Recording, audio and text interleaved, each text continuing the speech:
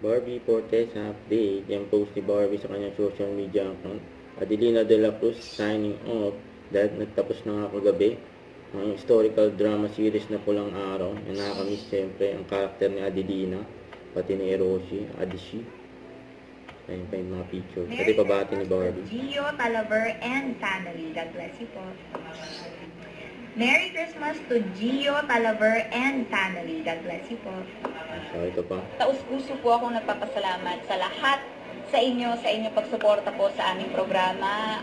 Again, like what Direct Dominic Zapata always says, this is a love letter to all our fellow Filipinos, and also a good reminder na ganito ipinaglaban ng mga Pilipino noon ng ating bansa para makamit natin ang kalayaang meron tayo ngayon. Kaya maraming salamat po sa pagmamahal sa aming show at sana po ay hanggang dulo ay kasama namin kayo para sama-sama tayong magtagumpay. Yan.